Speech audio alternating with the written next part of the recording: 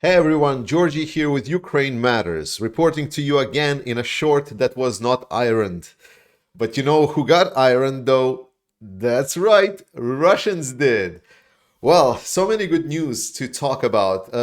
Let's start with the map update and then we're going to talk about Storm Shadow and all of the other things. The main action obviously is around Bakhmut right now, and we're going to talk about what it means in just a second, just to get you up to speed what happened. So, Ukrainian forces have been able to execute successful tactical offensive south of Bakhmut, around the area just south of Ivaniske. This is right over here. Ukrainians were able to attack positions that were basically in between the control zone of the 72nd Brigade of the Ministry of Defense of Russia and some of the Wagner forces that are fighting kind of closer to the north towards Bakhmut.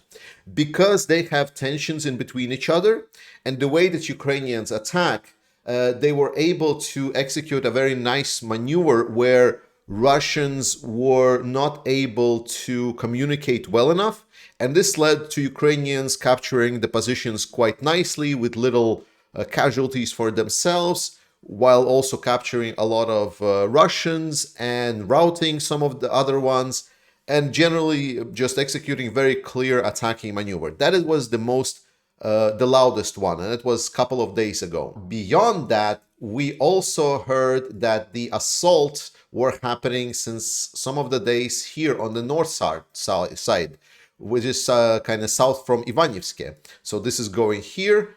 And here Ukrainians, if you can see, there is a channel over here, and Ukrainians have crossed this channel and are trying to push a little bit towards the east. This obviously puts a lot of pressure for the Russian troops that are located here in the forest areas. And as latest news suggests that there are some movement in sense of that Russians are trying to retreat. If you remember this position, and why is this important? Because the whole southern front line, the whole this front, I'll remind you, everyone who watched me 5 months ago now it's gonna have flashbacks. Because on the south of Ukraine, there are a couple of very important operative level defensive positions before taking which the supplies to Bakhmut were not threatened, if you remember. Those were Klishivka, hills north of Klishivka, Opytne, positions to the west of Opytne. Then there was positions around north of Kurdyumivka, and so on. So these are the most important ones. Now, if you will just pay attention where this attack is coming towards, you will clearly understand that this is probably one of the the nearest defense positions for Ukrainians. So if Ukrainians are successful in counterattacking and they're able to retake the position, that would mean that Ukrainians will re-establish operative control of the supply road that leads to Bakhmut. Because right now supplies of Ukraine are very constrained. It's a very dangerous path. So if the operative situation is just improved to the fact that, for example, that Ukrainians are able to establish this defensive line once again and clear out all of these areas, that means that the road to Bakhmut and whatever is left of Bakhmut basically will be secured, and the troops will be in a very, very good position to continue fighting. More importantly, we actually hear that there is additional action is happening. We hear of successful Ukrainian counterattacks around this area here. We hear of successful Ukrainian counterattacks just north of Solidar, around Vasilievka. They didn't take this part of land. I'm just generally showing. I'll probably just put a circle here just so you don't quote me that the Ukrainians have took that land. No, but the point is that Ukrainians are now attacking from multiple angles. What we are seeing so far, that the attacks that Ukrainians are executing are just a little bit reinforced units of of brigades and forces that were already in the area. This is not yet the main Ukrainian attacking force. Main attacking force is still not engaged in brigades. So right now, Ukraine is continuing the shaping operation. And what are they doing is that they are exploiting the situation that they have where Russians are arguing in between themselves. Russians are arguing between Wagner and non-Wagner. Russians are arguing what forces to allocate to the defensive positions. And generally speaking, it seems that the coordination between those forces is quite poor. And I'm going to talk about it just a little bit more. But the most important, what Ukrainians want to do is they want Russia to engage their reserves. They want Russia to see that the situation around Bakhmut is threatened. They want to create the situation that Russians feel that they need to reinforce Bakhmut position and send there even more troops. So if before Russia was sending troops just to engage Bakhmut, now Ukrainians are kind of pushing their hands, trying to engage existing forces that are in the area to force Russia to engage even more troops, and in that sense make the situation a lose-lose for Russia. Because if they don't engage, then this slow advance that Ukraine right now is doing by applying pressure with small tank groups, like 2-3 tanks supported by some BMPs and some infantry, because it creates a very difficult positions for the Russian Ministry of Defense, as this threatened this part of the front line, and obviously for Wagner's, because if Russian Ministry of Defense will decide not to hold the flanks of Bakhmut, then potentially situation can start escalating and create problems for Wagner. Now, does this mean that right now Ukraine is already ongoing like straight towards the encirclement of Bakhmut? I think this is a little bit preemptive. What we need to look out for is a couple of things. I already showed you the southern position around Klishchiivka, but we need to look towards Blagodatne. This is on the north part.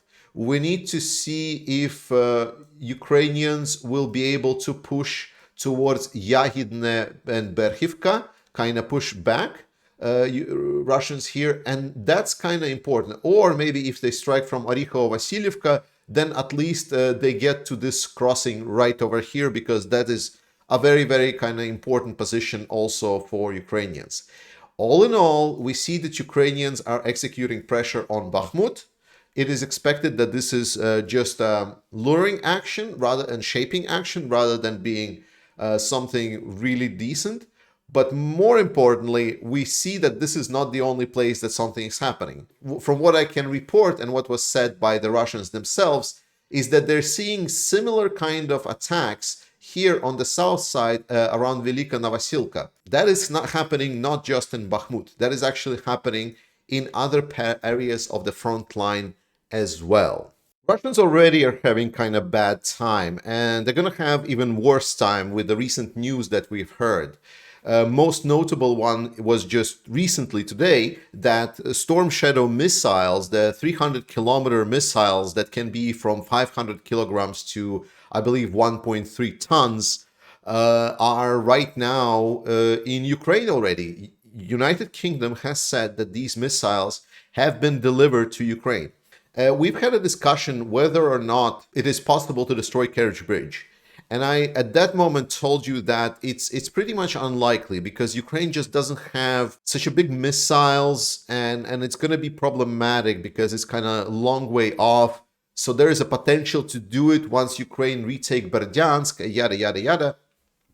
Storm Shadow changed things. Storm Shadow are quite powerful. They also, if I can explain, they're flying in a very interesting trajectory. You can Google like the flight trajectory of Storm Shadow. But basically, once they're launched from the missile, from the airplane, they go down to Earth and they fly kind of low, like right along the like very, very low to the ground. And then when they approach the target, then they start peaking towards the sky, and then they fall down. So they have very, very difficult trajectory for a lot of the defense systems to intercept.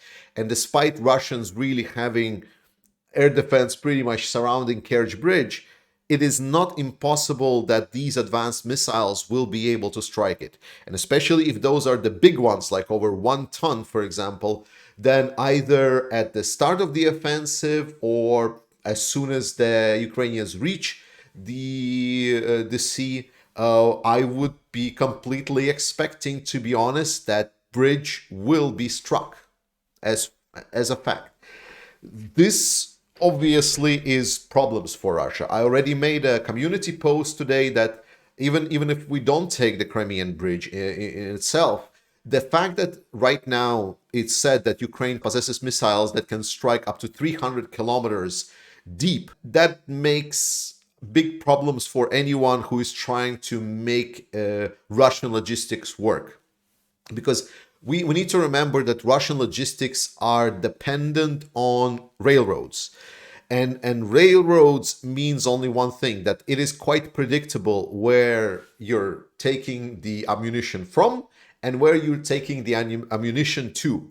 And because Russians are not using any kind of forklifts, they're not using any kind of like stacking abilities, they're doing everything by hand. So they need to have kind of big stacks around certain places along the railroads. So it's not that difficult to find out where are the delivery points along those rail lines, especially if we're taking Crimea, where it's a very, very limited area with very limited number of stops. All in all, Russians are shitting bricks. The situation was pretty bad for them when we were talking about that Ukraine is going to do counteroffensive.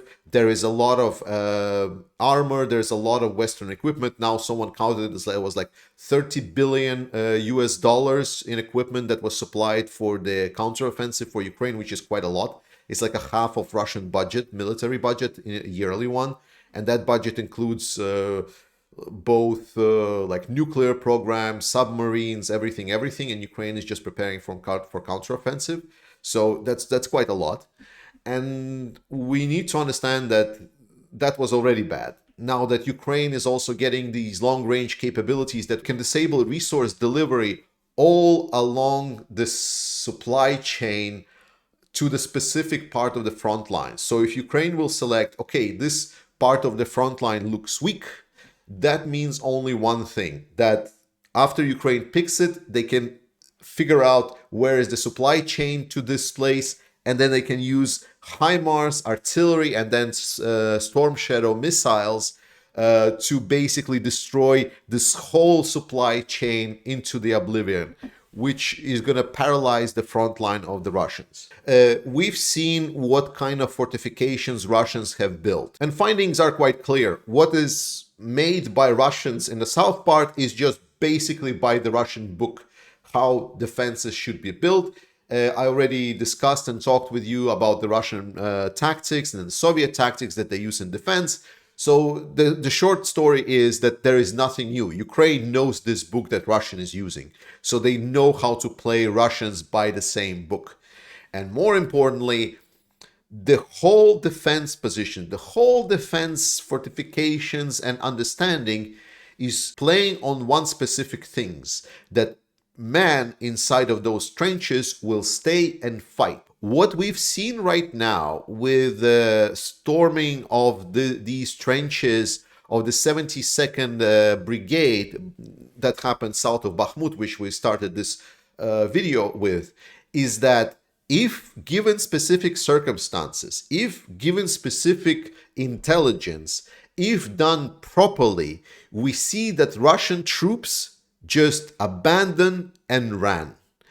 And if this happens, if this doesn't happen like maybe everywhere, but if it does happen in a couple of places on the front line in the south, that can create enough opening for Ukrainians to break through, break into the Russian lines, and then wreak havoc from behind.